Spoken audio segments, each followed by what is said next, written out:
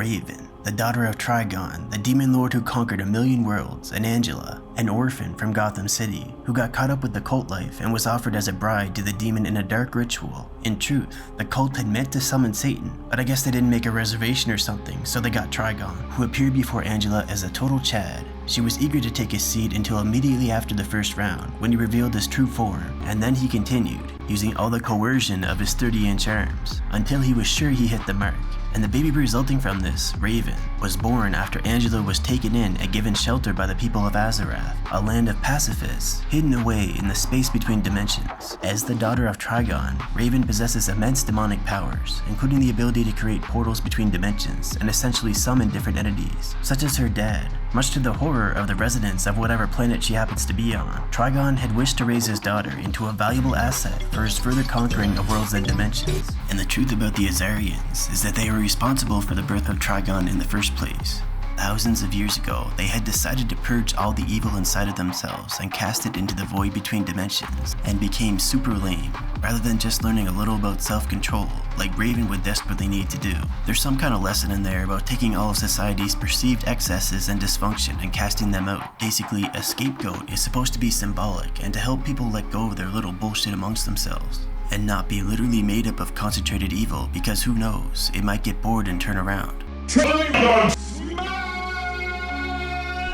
And it's not like they could just nail down a clear-cut definition of evil before taking such drastic action. Life is complicated. They surely threw out the baby with the bathwater on this one, trying to be a lobotomized society of absolute pacifists, while these dark emotions congeal in the void. In fact, they're so absolute about this pacifism that a part of their society attempts to cast the newborn Raven into the void, rather than face their own demons through her, who literally has to contend with all of their society's demons merged into one, Trigon, who would gladly use her as a doorway and a tool of destruction against any world she inhabits. But Raven is spared because her connection with Trigon means she also has the potential to oppose him and push him back. So she is taught by the monks of Azar how to clamp down on her emotions, as they are what unleash her demonic powers, which are destructive in their own right. But if it really gets out of control, Trigon himself could use her as a portal and come through. Raven is also kept separated from her mother, because even emotions like affection and joy will unleash her powers. In time though, she did learn to control her emotions to such an extent that she could safely make very limited use of her powers. So Raven ends up leaving Azarath and going to Earth for reasons that vary from telling to telling. She chooses Earth because of course her mother is from Gotham,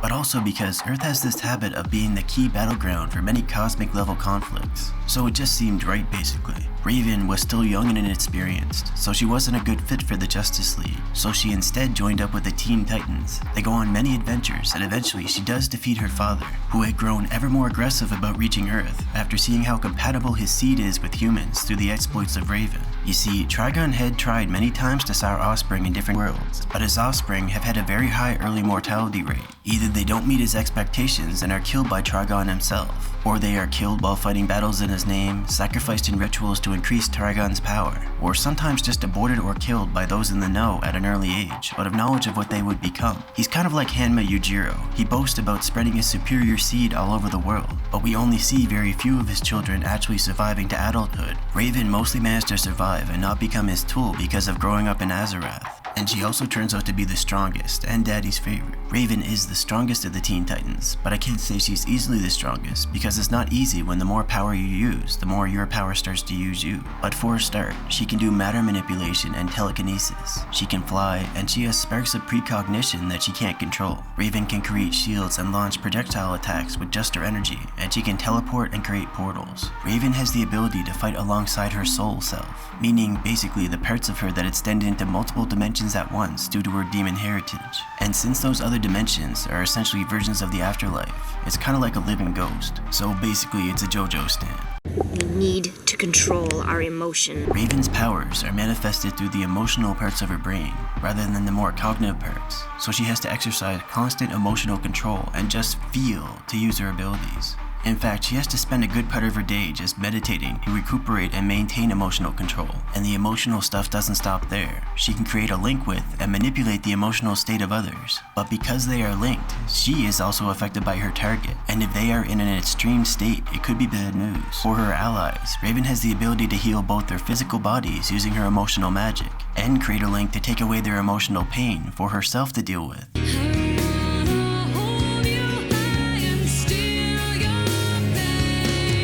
she can take it, even if it means potentially releasing her dad, who is eager to breed with more Earth women. And that's what that jewel is all about, by the way. Raven originally had an Indian fashion style, which slowly morphed into what it is now. But the gem, located at her third eye chakra point, is actually a tool to assist her in containing her inner demons, while also helping her to draw out her powers safely. It's like a focus tool, similar to her mantra, Asarath Metrion Zingo. So anyway, for someone whose fate and powers are so intertwined with her control over emotions, Raven often ends up being associated with depression in people's minds. But of course, with what I just explained, it's not really necessarily that Raven is genetically predisposed to feeling depressed, and it's not necessarily a problem with her brain chemistry either. It's just that she has a lot of training and necessity to clamp down on her emotions due to the danger.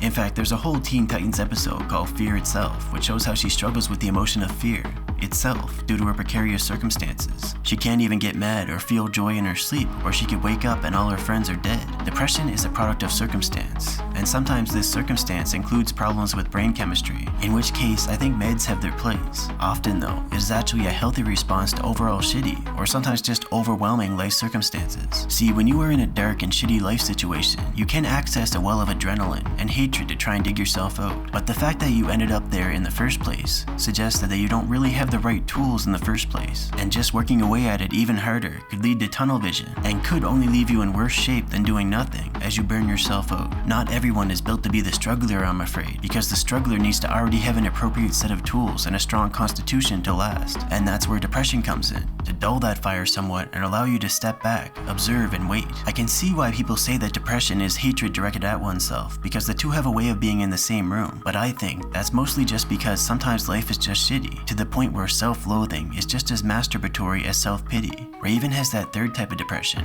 where your emotions create portals to demonic realms, or we could just call it dimension.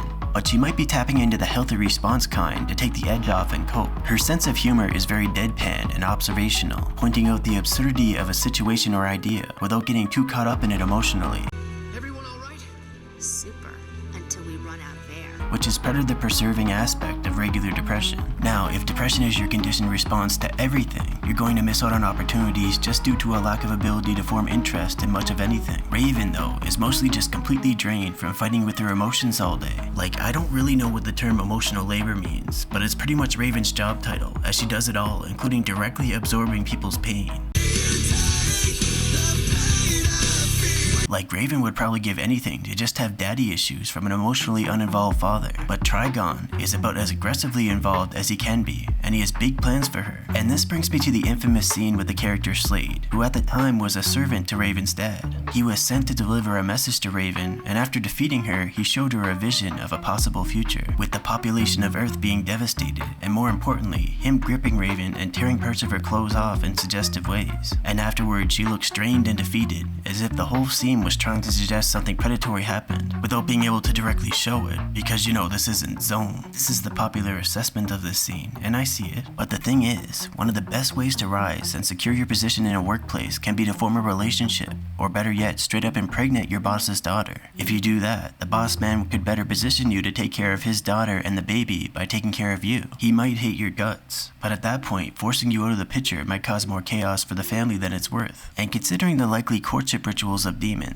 Slade probably thought that his way of proposing this possibility to Raven was simply being direct and even downright gentlemanly, and that Trigon would approve. Her reaction to it, though, likely drove him to look for advancement opportunities elsewhere. She went to her depression like a 1930s stock trader. Trigon had mated with Raven's mother, first through trickery, and in most versions, continued through force. He didn't even have to reveal himself halfway through, and could have just stayed Chad for the whole encounter. But instead, he took pleasure in rejecting her rejection of his true form, and then describing to Angela, later known as Arella, the fate that awaited her and the Earth through the child that she now carried. But let's be real, the fact that he had the legs to be doing all this post-nut monologuing probably meant that he had more rounds in him, but he had to spread his seed across more women, because so many of his children are actually failures. Anyways, Trigon probably won't have a problem with Slade's methods, and if those two forming a relationship means that he has more control over his daughter, then Slade is getting that promotion. So Raven works hard to keep her emotions within certain boundaries, but when she does start to lose control, sometimes her soul self would manifest as a mass of tentacles under her cloak to drag her enemies into an abyss. I guess they don't have Bird Dewormer in Azeroth. By the way, fun fact, I got IP banned on Reddit for sharing my opinion that getting pegged is probably not good for the long-term health of a relationship. And by the way, the Robin in Teen Titans is Dick Grayson, fresh off of his separation from Batman. Basically, he got fired for getting shot while on duty.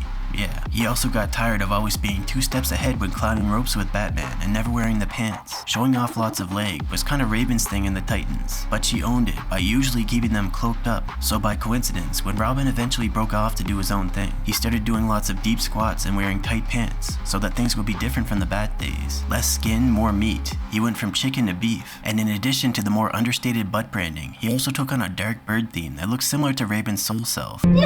So on occasion, Raven has had her personality literally split off into different colored ravens, representing her different emotions, with the angry red one being basically Trigon Raven. Purple is the color of magic and mystery, and she normally cloaks herself in it to stay a bit distant from others. But there is a final color. White Raven is the form she takes when she achieves mastery over her emotions by letting go of her inner conflicts through overwhelming positive emotions. White Raven has far more access to her powers than normal, to the point where she can overpower and banish her father, who by the way has much more developed prescience than Raven, and yet could still do nothing to stop her. Her power has a purifying effect, and she is able to cleanse herself of Trigon's influence by using it, along with far more potent healing abilities that include bringing back the recently dead, which is something that normal Raven can attempt, but is a lot less reliable. By the way, I know I said that even positive emotions are dangerous, but this is further along in her development, and as I understand it, positive emotions were dangerous because of the darkness deeper down that she hadn't yet confronted. Now, being able to achieve this level of power while maintaining control already pushes Raven into the realm of the gods, but there is a far more exponential pathway for her powers to develop. A group of ravens is called a murder. Just kidding, that's crows. And unlike crows, ravens usually travel in pairs, and if a group of ravens does get together, it's called a conspiracy or a treason, and sometimes it is simply known as an unkindness. The unkindness is one possibility if Raven was to succumb to her darker influences. The other possibilities being basically sidekicking for Trigon. The unkindness is something that can happen if Raven attempts to absorb powerful dark beings, such as the Horsemen of the Apocalypse. When this darkness takes hold of her, Raven will rapidly grow in power as she consumes the souls of others and other sources of power, eventually getting to a point where she leaves entire dimensions barren and absorbs the artifacts of creation. Her soul self manifests as multiple ravens, as she scours reality and consumes all to become an apocalypse. Only the absolute top tier of DC could hope to go head to head with the unkindness, and it's really more of a runaway scenario than a form. But even time travel is no guarantee, as the unkindness can manipulate and even consume time and space.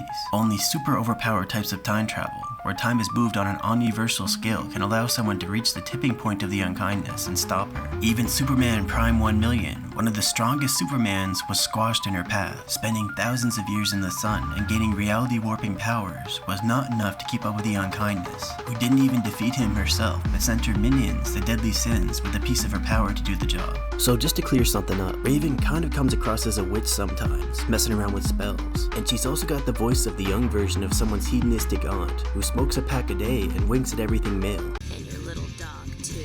But Raven is not a witch, she's just an organized demon. Her powers are raw, and in fact, if Raven was to die in the world of the living, her soul self would still exist, and with the right ritual, she can be granted a new mortal body. There is a risk of her soul self eventually dissipating in the void when her willpower gives out, or being consumed by a stronger entity, but it's unlikely because she's just so strong. So as long as there's people in the world who remember Raven and want her around, you shouldn't count her out. Now as for Raven's raw physical stats, she actually can keep up with a lot of low-level threats without using her powers. Her half demon, half goth girl blood probably gives her some talent for it, but compared to someone like Robin, she just has way less experience and training in that department. But she does have a lot of mental training, which combined with her powers, results in lightning fast and effective reactions to most situations. As for speed, Raven can use her powers to flick around the battlefield like a jet fighter, but her effective speed is much higher than that because she can teleport instantaneously by jumping through dimensions. And she also notably has a lot of willpower from a lifetime of resisting Trigon, double S. So thanks for watching, be sure to check out my Discord. I'll be doing a little streaming soon, and I got all kinds of different videos planned for the channel, including another Witcher video. So here's to a more consistent 2025.